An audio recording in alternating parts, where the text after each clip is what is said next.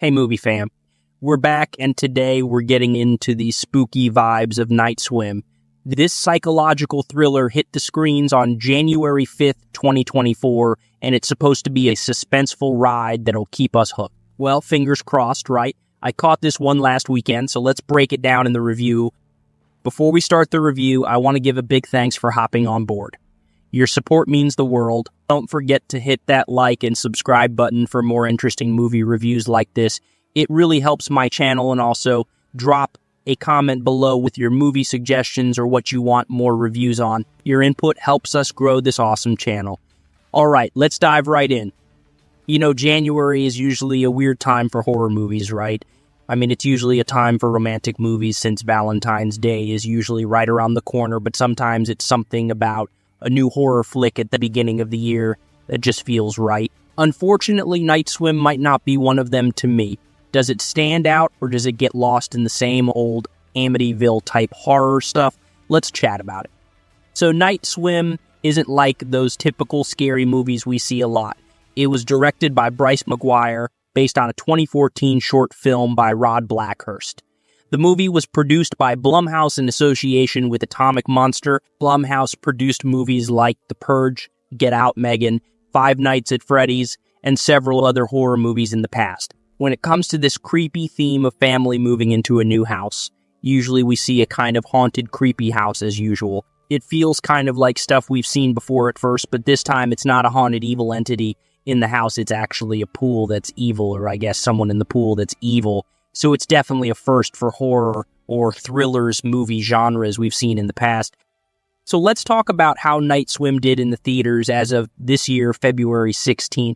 Night Swim has netted $30 million in the US and Canada and $16.6 million in different regions for an overall $46.7 million in the US and Canada. Night Swim was projected to net $9 to $11 million from 3,250 performance centers. In its initial end of the week, this range indicates moderate to strong interest from audiences, as it suggests that many people were likely to go see the movie. However, projections can sometimes be off, so the actual earnings could be higher or lower depending on various factors such as word of mouth and competition from other films. The cast in the movie stars Wyatt Russell, who plays the dad, Ray Waller. His wife, Eve Waller, is played by Carrie Condon. The kids are Izzy and Elliot Waller, both played by Gavin Warren and Aim Y. Hofferly. So to start things off, after a young girl dies in the pool in the beginning of the first scene, then we meet the Waller family. There's the dad, Ray, who used to play Major League Baseball, who was recently diagnosed with multiple sclerosis, and his wife, Eve, who was working as a school administrator. Both want to have somewhat of a normal life after Ray is forced to stop playing baseball. They have a rebellious teen daughter, Izzy, and a younger son, Elliot. They move to a new house with a pool. Although they are happy about the house and pool, they have to clean the pool, of course, which is kind of normal, I guess, but after the pool is cleaned, that's when things start getting weird. The family's new house has a spooky history connected to the pool, which was used by the previous residents, including a girl who died there. As they settle in, they experience some eerie occurrences. For example, the son hears voices coming from the pool vent, but doesn't find it particularly unsettling. Most kids, including myself, would be terrified by such strange sounds and would quickly leave the pool area. However, Elliot is different. Despite the bizarre voices, he decides to investigate and swims over to the vent. He notices a toy inside, which seems more important to him than the spooky voice. As he reaches for the toy, something evil grabs his hand. In another part of the movie, the daughter plays Marco Polo with her boyfriend. He pretends to hide by getting out of the pool, but she doesn't realize it and keeps searching with her eyes closed. Suddenly, something pulls her underwater. This spooky moment leaves us wondering what or who is in the pool. Sounds creepy, right? Okay, so here's what's happening with the pool. There's a dark secret connected to a little girl's death, and it looks like the Waller family is getting involved. As they uncover more, things get even stranger. It seemed like it could be a new horror classic, but I'm not sure. Would it focus on the water and the pool, or just water in general? I'm a bit confused, to be honest. It didn't quite scare me as much as I hoped. The thing that bothered me was how they always talked about the creepy things happening in the pool instead of the water. It wasn't until one of the past residents, the dead little girl's mother, mentioned that it was actually the water itself. This detail made the movie feel a bit silly to me. Also, the funny moments and the scary ones didn't really flow together well, so it didn't give me that intense feeling I was hoping for. But hey, that's just my opinion. While the concept of an evil pool makes sense, it wasn't enough to make me enjoy the movie.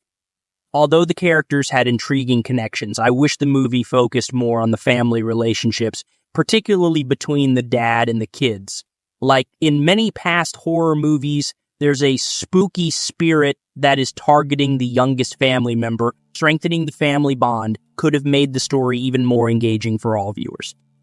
To give you guys an example about the family bonding, there's a particular moment where the dad throws a pool party, but things take a dark turn. The son seems detached from the party, while the dad is busy interacting with other kids in the pool. However, Elliot, the son, is still unnerved by a scary encounter with a woman in the pool earlier that week. He decides not to join the pool party, fearing the presence of the woman. During the party, the father becomes possessed and nearly puts one of the guest children at risk during a game of chicken.